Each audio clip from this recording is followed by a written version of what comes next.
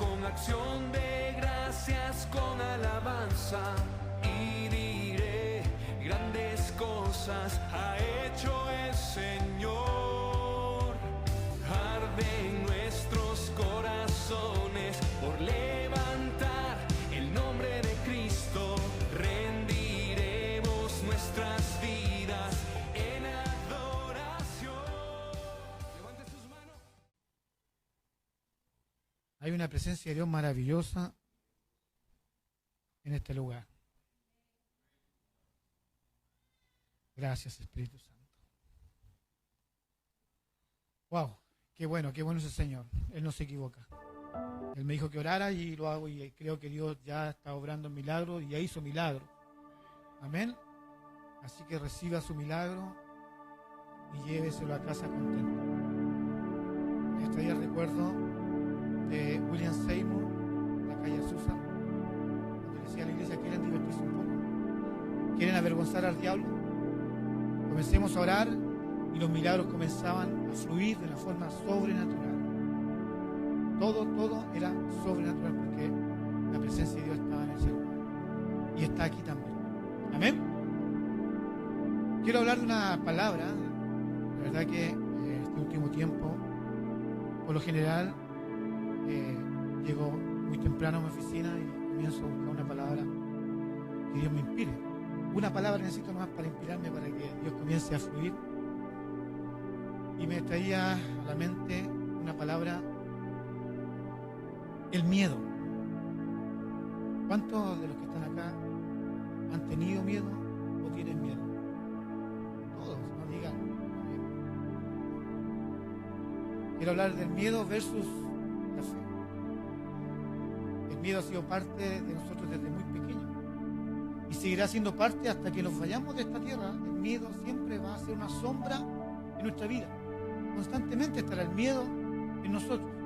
Miedo por una enfermedad, miedo de perder un trabajo, el miedo de perder una familia, el miedo de quizás un vehículo vaya a caer a un lugar, un avión que se vaya a estrellar. En fin, el miedo siempre está latente en la vida del hombre. Por más fe que tenga, o más espiritual, el miedo siempre estará ahí, como una sombra. Es parte de nuestra vida, el miedo. Es parte. Pero tenemos que saber cómo luchar contra eso. Quiero compartir una palabra, sin antes de dar unas palabras de C.S. Lewis, un gran predicador, un maestro de la palabra del Señor. Ya, ese hombre ya está con el Señor. Dice: nunca se sabe cuándo realmente se cree algo hasta que su verdad o falsedad se convierte en una cuestión de vida o muerte. Solo el riesgo real prueba la realidad de una creencia, del miedo. Quiero que vaya a la palabra del libro de Marcos, capítulo 4, versículo 35. Ahí vamos a ver una situación muy compleja en el cual hubo mucho miedo. Marcos 4:35. Dice: en aquel día, cuando llegó la noche, les dijo: pasemos al otro lado. ¿Qué le dijo Jesús? Y despidiendo a la multitud, le tomaron como estaba, en la barca. Y había también con él otras barcas, pero se levantó una gran tempestad de viento y echaba las olas en la barca de tal manera que ya se anegaba. Y él estaba en la popa, durmiendo sobre un cabezal, y le despertaron y le dijeron: maestro, ¿no tienes cuidado que perecemos? Y levantándose, reprendió al viento, dijo al mar: calla, enmudece. Y cesó el viento y se hizo grande bonanza. Les dijo: ¿por qué estáis así amedrentados? ¿Cómo no tenéis fe?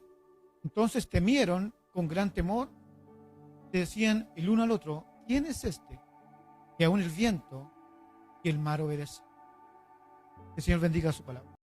Pero Jesús está sobremanera cansado, que dice que se sentó y se quedó dormido inmediatamente, ahí en la popa, con una cabecera, un cabezal, dicen ahí. Y durmió, porque todos se cansan en algún momento. Hasta el hombre más espiritual se cansa. Todos nos cansamos. Jesús se cansó porque se hizo hombre, para que viéramos la realidad también de Dios en nosotros, haciéndose hombre. Y Él también viera la realidad del hombre en su cansancio.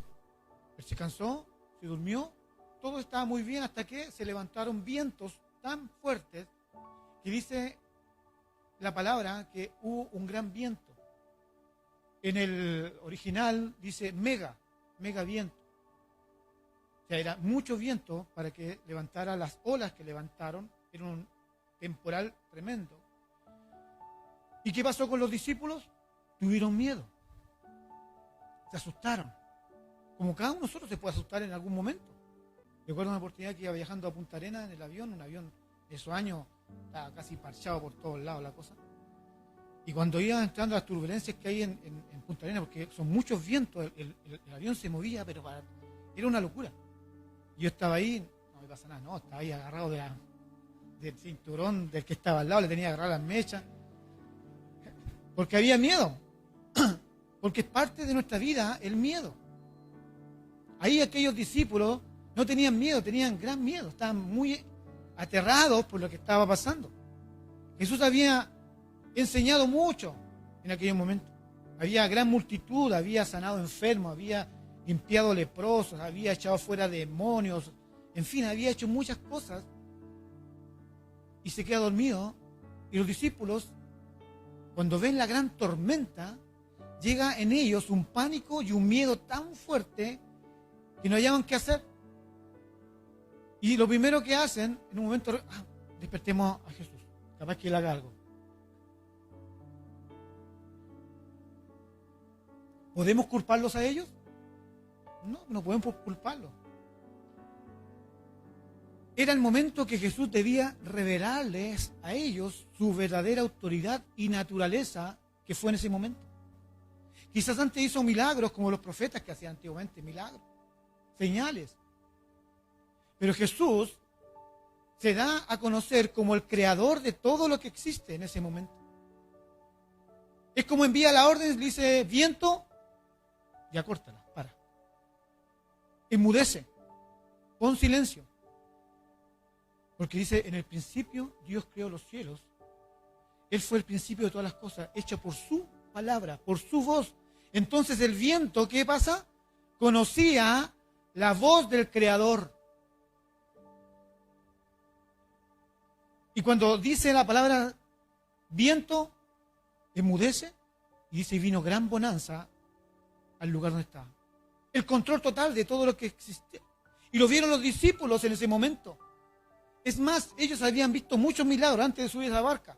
Milagros, pero tremendos, de resucitar muertos. En ese momento ellos dicen, ¿quién es este?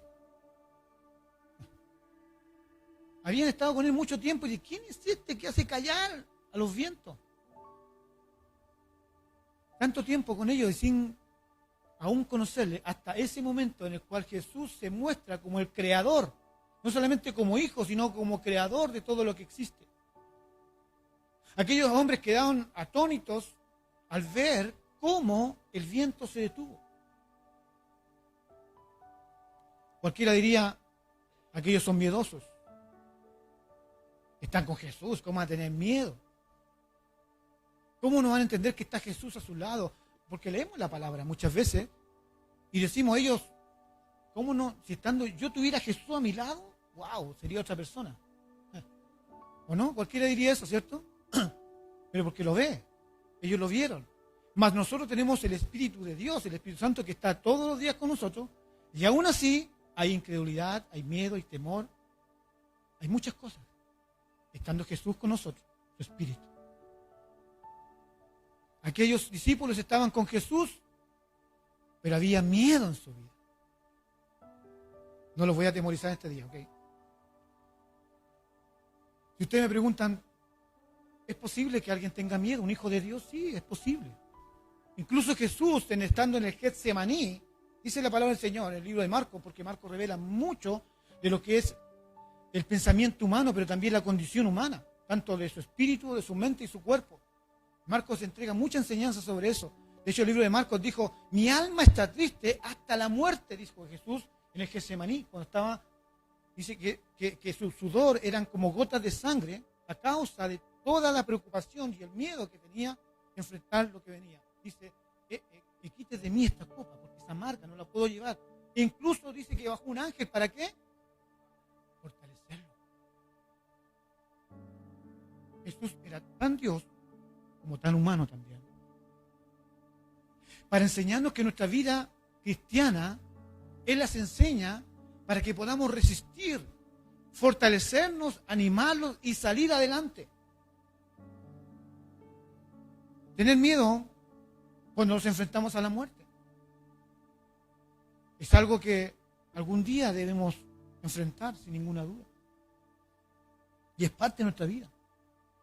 Por eso es que es importante el miedo versus la fe, en lo cual hoy día el mensaje se está proyectando en aquellos discípulos, el miedo versus la fe. Jesús dice, ¿acaso no tienen fe? ¿Está teniendo fe para qué? ¿Para no tener miedo? ¿O fe para enfrentar el miedo? Fe para estar firme en medio de cualquier situación, en medio de cualquier tormenta. Cuando alguien nos intimida, quizás con un arma, hoy día tantas cosas que están pasando, hay miedo a las personas, cualquiera sea. Hasta el más espiritual le tiene miedo si alguien lo apunta con un arma. ¿Por qué? Porque viene un pensamiento de muerte, pensamiento de su familia, en fin, tantas cosas que vienen. El miedo está latente constantemente en nuestra vida.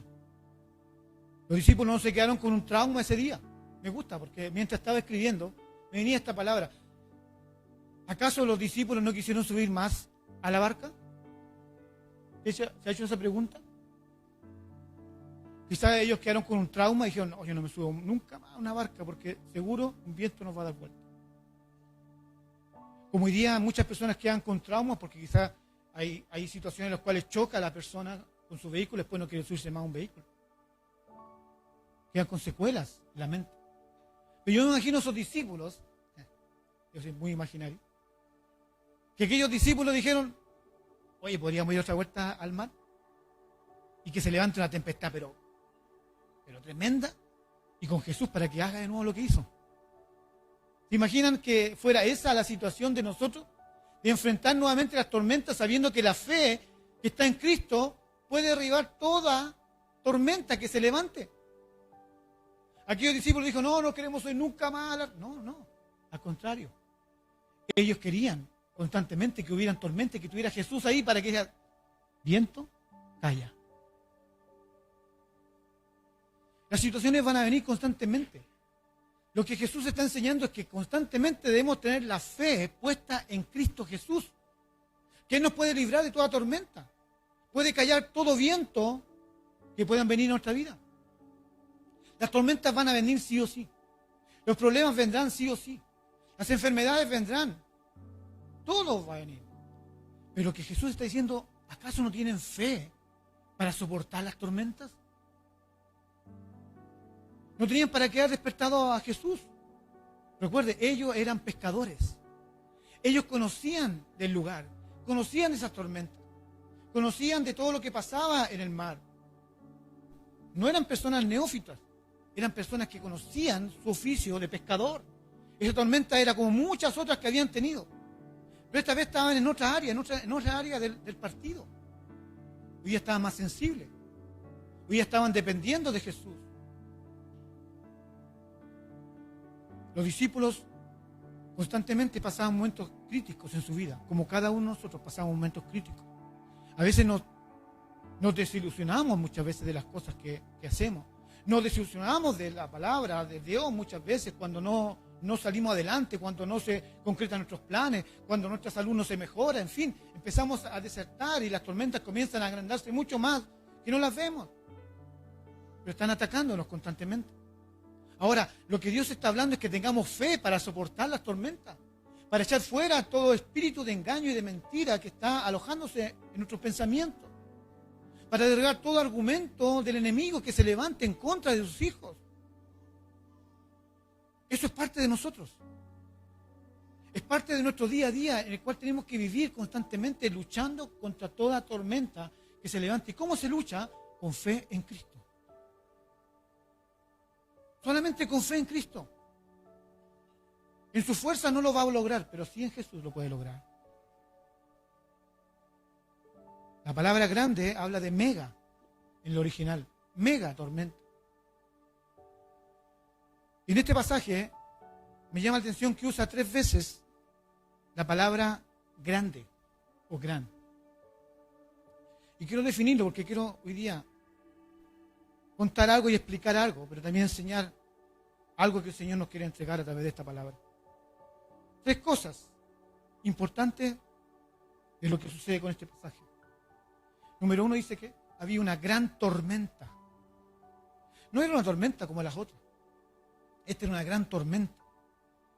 Los discípulos en este pasaje estaban haciendo lo que los hombres y mujeres de fe habían estado haciendo a través de los siglos. ¿Y qué hacían los hombres de fe? Lamentarse. ¿Qué hacían los hombres de fe en el Antiguo Testamento? Lamentarse. Qué bueno que son del Nuevo Testamento, no somos nosotros, claro. Nosotros no nos lamentamos, no lloramos, no criticamos. Ellos sí, nosotros no. Aquellos hombres se lamentaban constantemente. Todos los días se lamentaban. Hay un salmo importante que nos enseña del lamento. Los profetas se lamentaban y el libro del Antiguo Pacto habla mucho de esto. Incluso hay un libro que se llama Lamentaciones. Lamentos. Jesús se lamenta en la cruz también, dice, Dios mío, ¿por qué me has abandonado?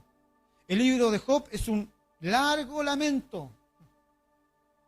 Es un largo lamento que él se lamenta porque existió, porque nació, por todo.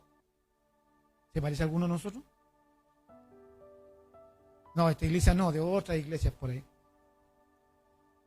Pero fíjese, él nunca reprende a Job.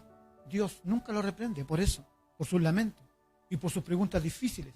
Por el contrario, Dios establece un diálogo vivo con él y le enseña a resistir, le enseña a esperar, a perseverar, a unirse en fe para aguantar el proceso, porque las respuestas iban a venir sí o sí de parte del Señor. Y llegaron. Quizás no de la manera que él esperaba, pero llegaron las respuestas. A veces nosotros queremos que las respuestas lleguen a mi manera, como Frank Sinatra. A mi manera. No, no es así. Es a la manera del Señor, como Él quiere establecerlo en nosotros.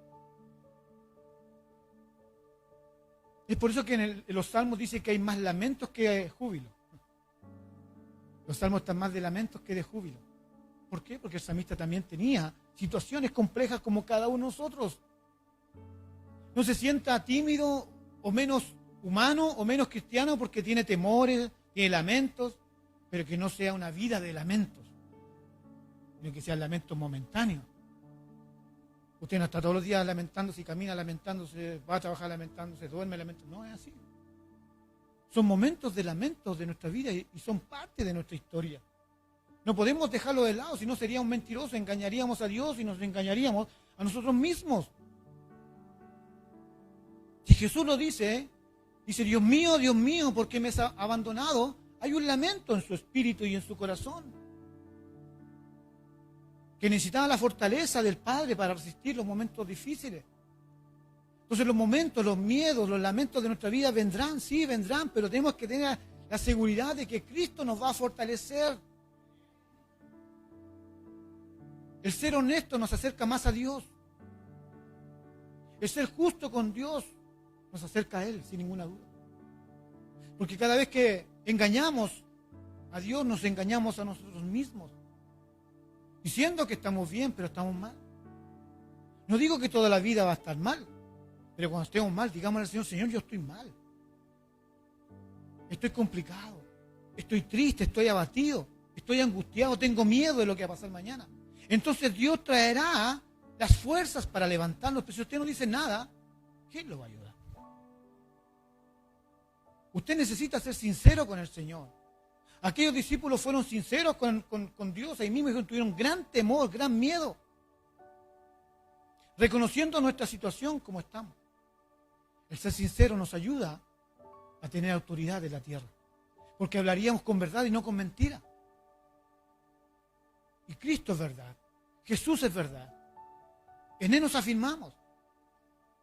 Nosotros mismos a veces nos cegamos en un pensamiento Nos apropiamos de un pensamiento de temor, de miedo, y lo arrastramos por tiempos y por años y por décadas. Que vienen temores que todavía nos persiguen muchas veces. Temor al fracaso, temor a una enfermedad que es hereditaria, temor a muchas cosas que vendrán, y es parte de nuestra vida. No le estoy diciendo que no lo haga, es parte de nuestra vida. Lo que tenemos que estar firmes para enfrentar cuando vengan esos temores, esos miedos. Firmes en la palabra del Señor.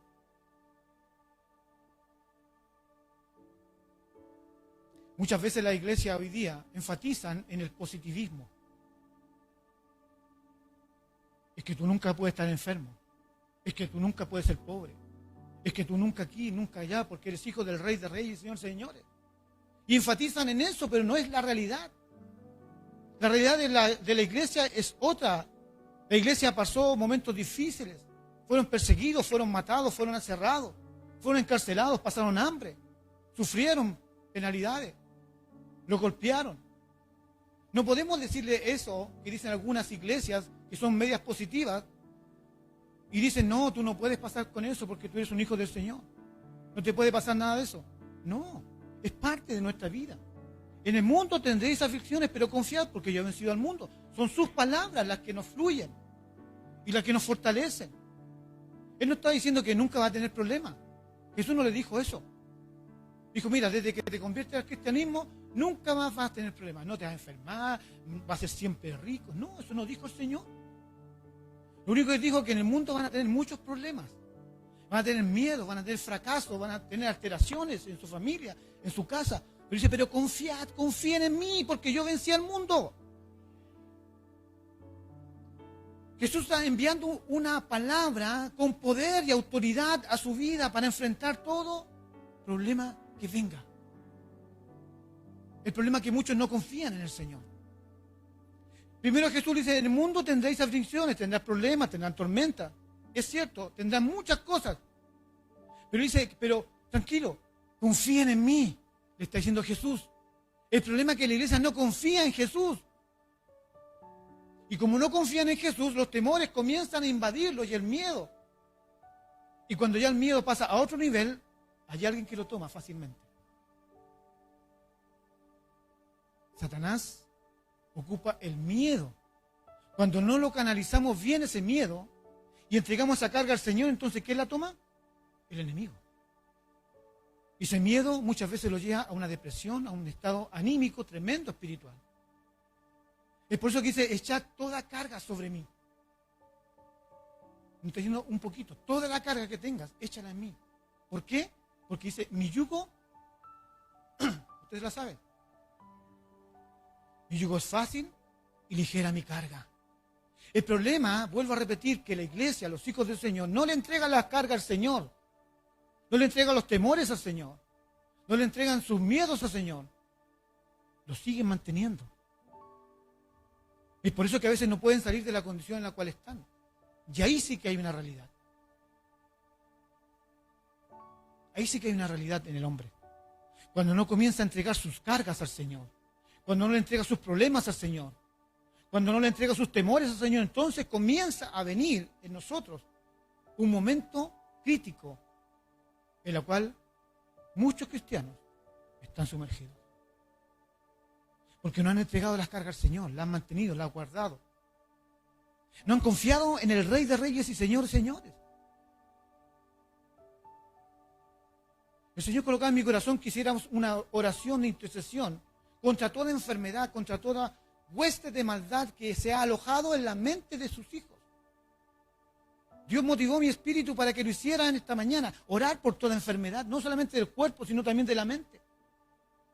Todas las enfermedades psicosomáticas que hoy día están en este mundo, vienen por los pensamientos. Y que han sido aquí, entrado aquí por el oído, y se han alojado en nuestra mente. Y han traído enfermedades terribles al cuerpo. No sé si alguno ha ido a un médico y le ha dicho que le duele aquí, le duele acá, que no puede respirar, que tiene esto, otro, y va al médico, lo revisa, lo chequea, todo. No tiene nada usted. ¿A cuánto le ha pasado eso? Más de algunos, no me diga que no, pero más de algunos le ha pasado. Esos son pensamientos de muerte, son pensamientos psicosomáticos que actúan en la mente y desarrollan una enfermedad. y la convierten en verdad esa enfermedad. Aunque no esté el cuerpo funcionando en esa complicación médica, pero sí la mente le hace creer que está enfermo. Entonces cuando comienza el miedo a atraernos, entonces el enemigo se encarga de empujarlos aún más hacia adentro, a nuestra alma ahí, tratando de cautivarnos con lo que te dice, no, no te vas a sanar nunca, no, nunca vas a salir de ese lugar, no, y empieza a enviar información. Y el miedo ya no es un miedo, sino que es un terror que nunca lo va a lograr. Es por eso que la palabra del Señor es tan poderosa cuando nos dice, echen sobre mí su carga. No se la queden, ustedes no tienen para qué llevar esa carga, no es suya. Eso le pertenece al mundo, al enemigo. Yo quitaré tu carga. Yo romperé tu yugo, así es su palabra, a causa de la unción del Espíritu Santo. Su palabra dice que es viva y eficaz, Él puede hacer todo posible con su palabra. Pero para ello debemos confiar y creer que su palabra está actuando en nosotros, si no, no vamos a avanzar mucho. Escuche bien. Los discípulos de Jesucristo, aunque vieron muchas cosas, muchos milagros, hasta el último día, después que fue crucificado Jesús, ellos dijeron, se acabó todo. Nos vamos para la casa y cada uno dice que volvieron ¿a qué? A sus oficios anteriores. ¿Qué pasó durante 3 años y medio del ministerio? Es que él no hacía reunir los días sábados en este caso. No hacía milagros solamente un día. Me encanta Jesús porque hacía los milagros todos los días sábados. Algunos dicen, ¿por qué lo hacía los días sábados? El otro día estaba pensando en eso. Y le decía, Señor, ¿por qué hacía los milagros los días sábados? Era porque el día que se reunían todos. Y había mayor audiencia porque todos estaban en el templo. Nadie hacía nada, no estaban en labores, sino que estaban todos ahí como espectadores para escuchar el mensaje y ver los milagros que hacía Jesús. Pero Jesús no descansó ni un día. De lunes a domingo, Él hacía milagros, prodigios, señales, todos los años, pero sus discípulos, cuando se vieron que estaban solos, huyeron, tomaron sus cosas y volvieron a su antiguo oficio. Se olvidaron de todos esos 3 años en los cuales estaba con el Maestro, con Jesús, se olvidaron. Cualquiera diría, oye, pero ¿cómo se pueden haber olvidado de Jesús?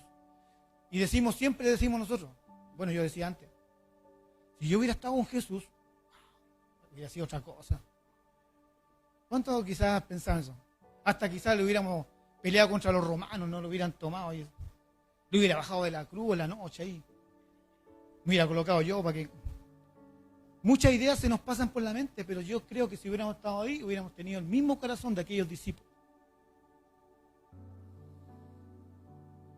El problema es que como el Espíritu de Dios no lo vemos, no hacemos las cosas como quizás lo habían hecho los apóstoles. Pero si Jesús hubiera estado aquí visiblemente, yo creo que quizás correríamos y haríamos muchas cosas. Es porque la iglesia aún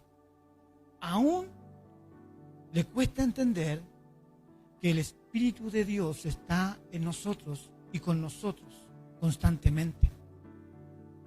Yo no necesito que Dios se vuelva hombre nuevamente para, ahora sí voy a creer en ti. No, porque yo creo que el Espíritu de Dios está aquí, en este lugar, y con eso basta. Y con eso yo estoy tranquilo. No espero que Jesús se haga visible acá, porque su Espíritu está acá. Así dice su palabra. Y yo creo su palabra. Cuando dice, donde hayan 2 o 3 congregados en mi nombre, yo estaré en medio de ustedes. Yo creo esa palabra, yo creo esta palabra que está aquí. Si yo creo y usted cree, entonces todo temor, todo miedo va a huir en el nombre de Jesús. Porque la Biblia no dice en mi nombre, ni en el nombre de la iglesia, ni el ministerio, ni del pastor. Dice, en mi nombre echarán fuera demonios. En mi nombre sanarán a los enfermos. En mi nombre profetizarán. En mi nombre. ¿En qué nombre? En el nombre de Jesús de Nazaret. Porque solamente en ese nombre hay poder, en ningún otro hay poder. Solamente en el nombre de Jesús. Dice que había una gran tormenta Dios ya sabe cómo nos sentimos y todo lo que intentamos ocultar se revelará en algún momento. Todo. Nada hay oculto para el Señor. Escuche bien, nada. Todo saldrá a la luz algún día. Así que mejor que lo soltemos rápido. Súper rápido. Lucas 8:17 dice, porque nada hay oculto que no haya de ser manifestado, ni escondido que no haya de ser conocido y de salir a la luz. Todo saldrá a la luz algún día. Es por eso que dice, si confesamos nuestros pecados, Él es fiel y justo para perdonar nuestros pecados y limpiarnos de toda maldad. Yo prefiero soltar, confesar, arrepentirme, que guardar y que en algún momento salga a la luz y sea peor. Sea peor.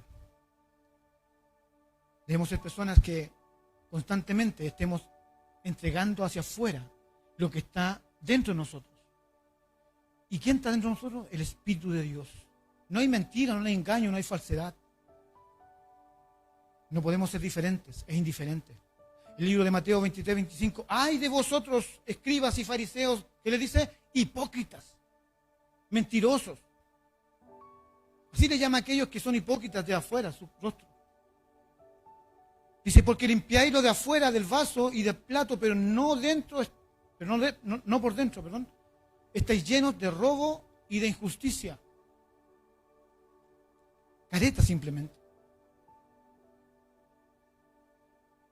No crea que estoy atacando a ustedes, porque algunos me están mirando medio extraño.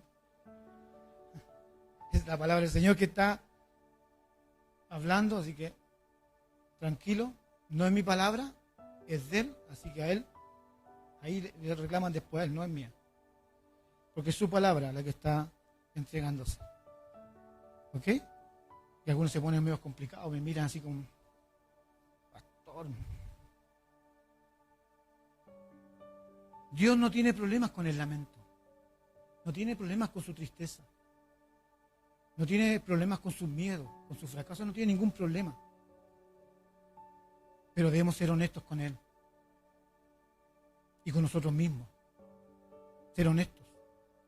El Espíritu Santo que mora en nosotros nos da la verdad en la condición en la cual estamos. A Él no le podemos engañar. Nunca le vamos a engañar a Él. A los demás podemos engañarle de nuestra condición, pero a Él nunca le vamos a engañar. Es por eso que hay que ser sinceros delante de Él, reconocer la situación en que estamos, para que Él nos ayude, nos dé un salvavidas en medio de tormenta. Necesitamos de Él. Solos nos vamos a hundir y moriremos. Mas si clamamos al Dios vivo, Él nos enviará un salvavidas para rescatarnos del lugar en el cual estamos.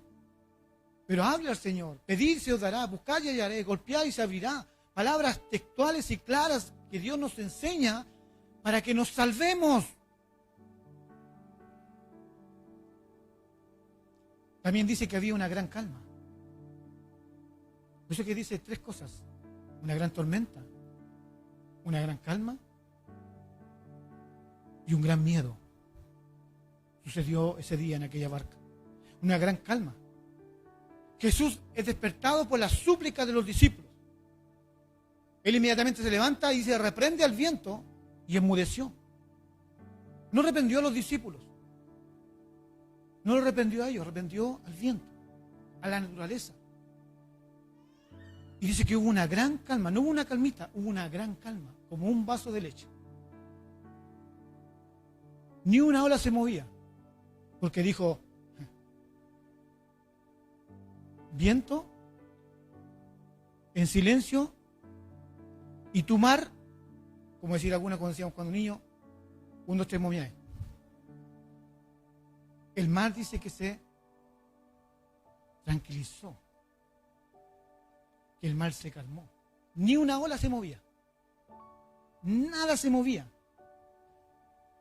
ni los peces se podían mover. ¿Por qué? Porque alguien habló. ¿Quién habló? El Creador. No habló cualquier persona, habló el Creador. Y cuando Él habla, todo lo que existe se sujeta a su palabra. Lo único que no se sujetan, ¿quién cree que son?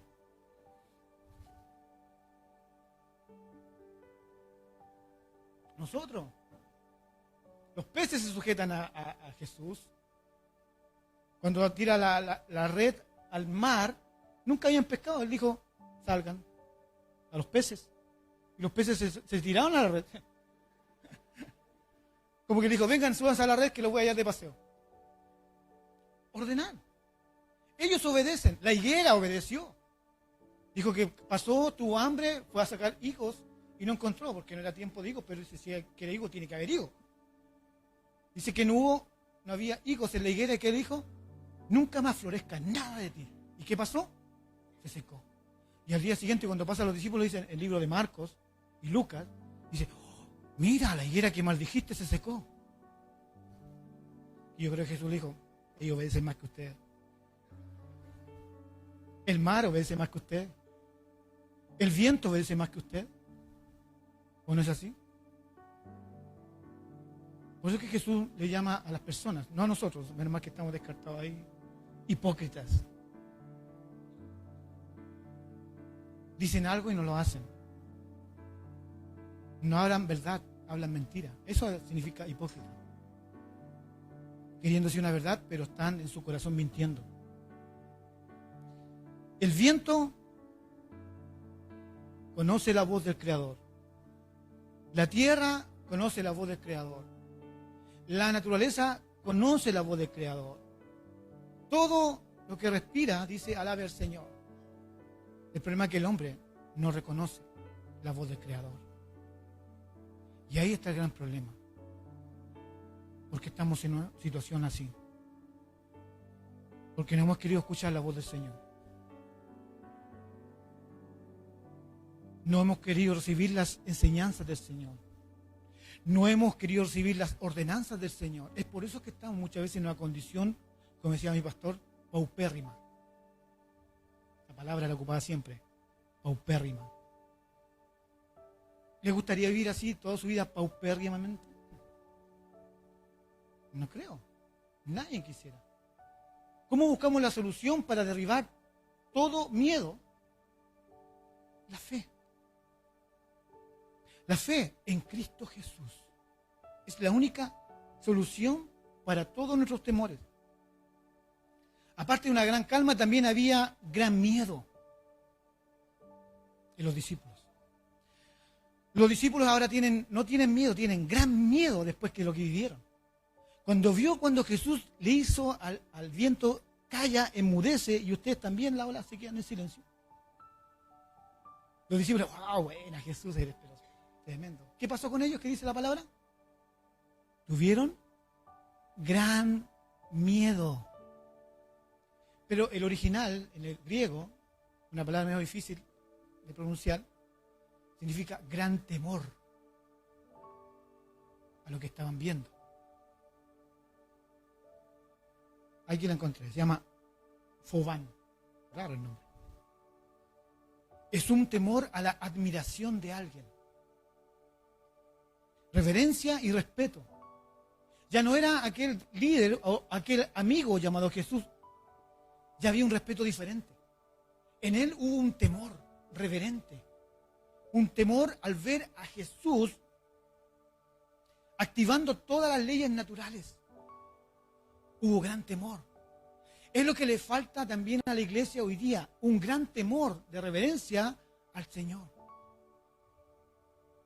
Es por eso que muchos ocupan una palabra que, y está quizás, no sé si en Chile nomás, pero Diosito. No, mi Diosito me ayuda. Yo no conozco ni un Diosito que ayude. Yo conozco al Dios creador de los cielos y la tierra. Según con las palabras que usted enfatice, recibirá. Lo que sembramos, recibimos. ¿Usted quiere un Diosito?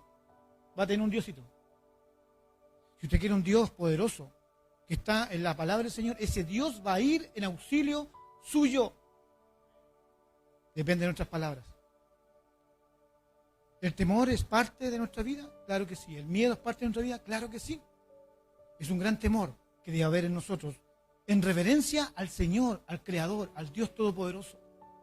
En el libro de Isaías, me encanta este pasaje, Isaías 6:1 dice, en el año que murió el rey Usías, ese día todo el pueblo de Israel tenía miedo, porque había muerto el gran rey Usías, nombrado en la Escritura, un gran rey, poderoso rey, sabio rey.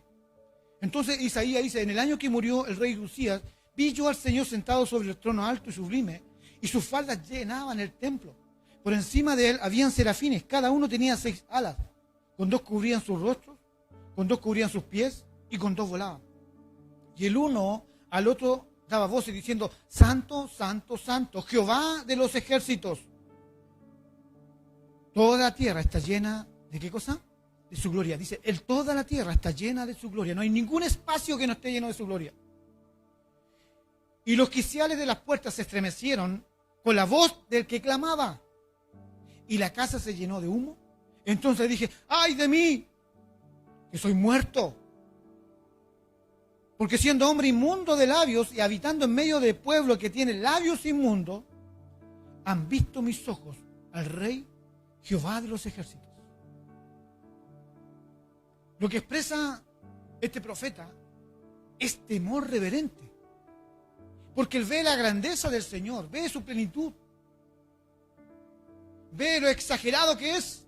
Dice que toda la tierra está llena de la gloria del Señor. Ni un espacio queda vacío sin llenarse por la gloria del Señor. Cada partícula de polvo está llena de la gloria del Señor. Y él lo reconoce. Absolutamente todo. Y dice que él temblaba, con temor y temblor. Temblaba ante la presencia del Señor. Es lo que necesita hoy día la iglesia. Temblar ante la presencia del Señor. Temer ante la presencia del Señor. Y creo que Dios comenzará a fluir mayormente en nosotros una unción especial. Pero como no hay temor, como no hay reverencia, entonces no hay un fluir del Espíritu Santo. A Él se le honra, se le respeta, porque Él es santo, santo, santo.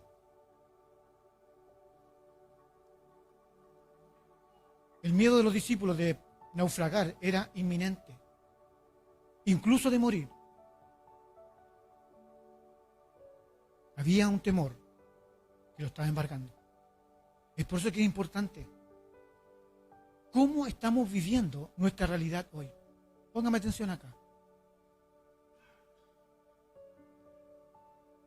Mateo 10:28 dice, no tengan miedo de los que matan el cuerpo, pero no pueden matar el alma. Tema más bien al que puede hacer perecer el alma y cuerpo en el infierno. No tengan miedo de los que matan el cuerpo, mas el alma no puede matar. Temed más bien a aquel que puede destruir el alma y cuerpo en el infierno. También en ese lugar habían otras barcas. Si usted se fija, no solamente era esa barca, habían, dice, otras barcas. ¿Qué tienen que ver otras barcas en este lugar? Alguien se podría preguntar, ¿qué hacen otras barcas? ¿Para qué coloca el escrito otras barcas? Porque no dijo que subió a la barca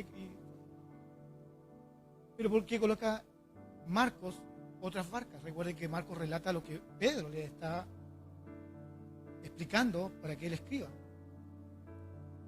Dice que habían otras barcas. Increíblemente lo nombra porque aquellas barcas fueron también beneficiadas con lo que pasó. Aunque no estuvieron presentes en el gran milagro de escuchar a Jesús hacer calmar las tormentas y la tempestad, los que estaban alrededor de las otras barcas también recibieron del beneficio de la tempestad de haber sido calmada. ¿Qué tienen que ver las barcas? Hoy muchos se benefician de lo que hoy es usted. No del dinero, porque no creo que haya mucho. De lo que es usted en Cristo Jesús. Y el dinero no creo mucho. Pero sí de lo que es usted en Cristo Jesús. Muchos se benefician de estar a nuestro lado. Yo recuerdo perfectamente, no sé si la ha pasado y lo he comentado muchas veces con mi esposa, que cuando hay un negocio que está vacío, digo, está vacío. ¿Se ha fijado? Usted entra a comprar algo, ¿a cuánto le ha pasado? Levante su mano. A todo, ¿cierto? Dice, oh, bien, qué bueno, no hay ninguna fila. Usted llega a ese lugar y dice, no está nadie, dice la que está en el local. ¿Cómo ha estado? No, más o menos está lenta la cosa, dice. ¿Ya ha escuchado esas palabras? Y apenas usted me da y ¡pum! Lleno. Y al final no la atienden. Eso pasa en Chile nomás. Pero pasa eso, ¿no? Somos de bendición para otras personas. Cuando nosotros llegamos a los pies de Cristo, comienza a un fluir de una bendición muy especial. Hay un cambio en la mente, hay un cambio en la familia, hay un cambio en el matrimonio, hay un cambio en los hijos, hay un cambio en la economía, hay un cambio en todas las áreas de nuestra vida. Y todos los que están a otro lado se benefician con ese cambio, sin ninguna duda. Nadie puede decir, no. Sí, todos se benefician de uno solo que se convierta a Cristo. Se beneficia. Tú y tu casa serán salvos. Yo recuerdo esta palabra que yo me acogí a esa palabra, y para los que todavía se están acogiendo esa palabra, algún familiar suyo, dije, no es así. Yo pensaba porque mi mamá iba a la iglesia evangélica, yo estaba asegurado. Porque ella ocupaba el texto, tú y tu casa serán salvos, y con eso estoy listo. Yo pensaba que con que ella fuera a la iglesia nomás, yo estoy salvado. Y no era así. Porque dice que a través de ella, todos pueden ser salvos. A través de ti, toda tu familia puede ser salvo, porque tú vas a llevar el mensaje de salvación. Ellos aceptan o no aceptan, ya es una condición de ellos.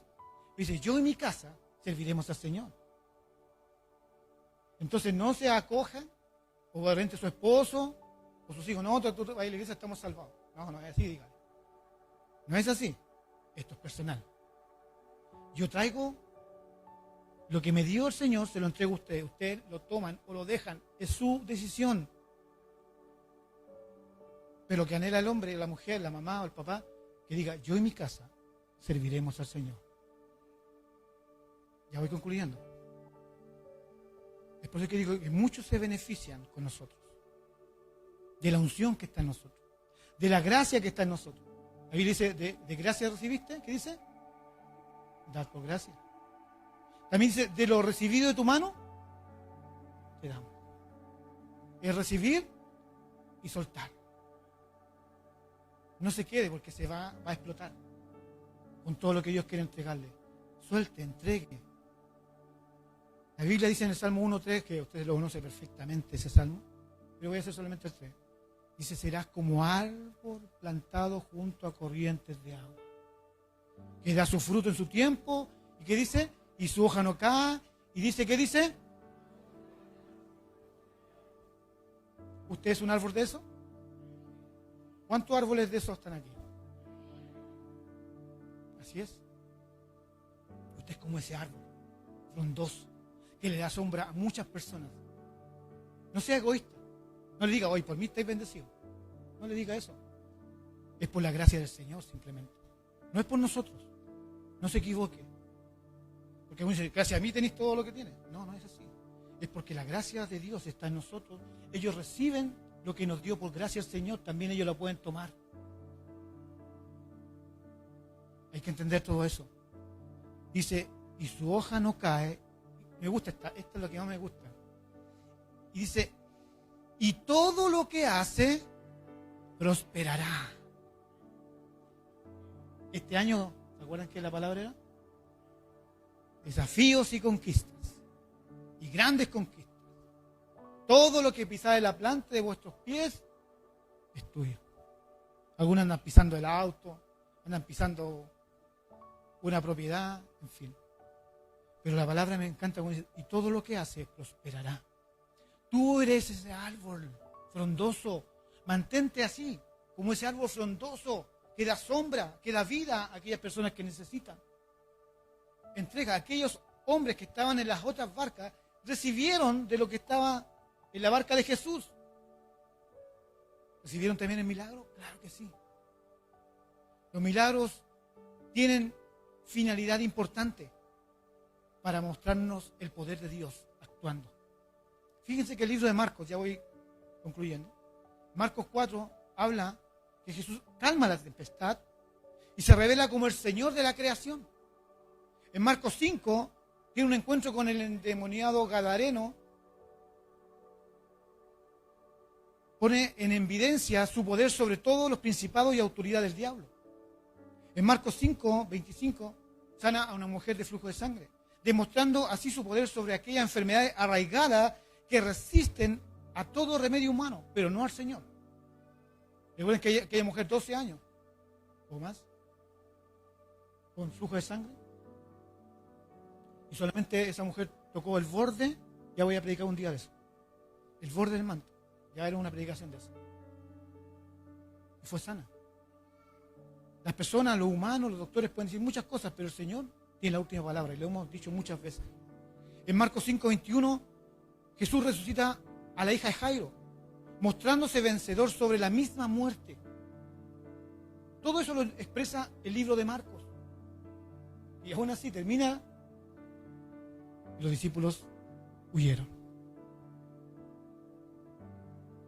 ¿A quién temerás? ¿Al mundo o al Señor? Estoy hablando de un temor reverente. El miedo es otra cosa. Pero yo prefiero que haya temor en la iglesia, porque eso significa reverencia al Señor, al Creador de los cielos y la tierra. Cuando tenemos miedo, podemos decirle a Dios honestamente: Señor, estoy aquí, parado, hoy en este lugar, con algún miedo, algún temor, al fracaso. Tú me quitas todo miedo y todo temor, pero no en mi nombre, sino en el nombre de Jesús. Pónganse en pie, por favor.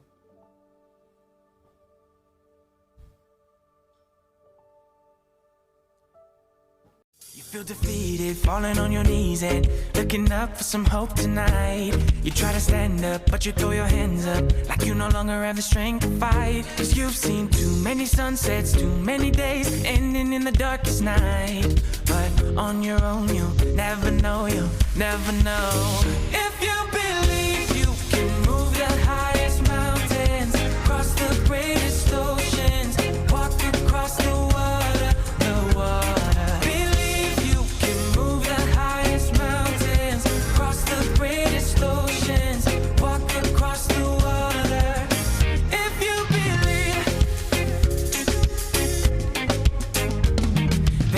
All you need is faith, but it's almost like you lost your way. Took a few wrong turns, took a few breaks, falling behind now looking for grace. 'Cause you need someone to lift you up, yeah, make right all the things you've done.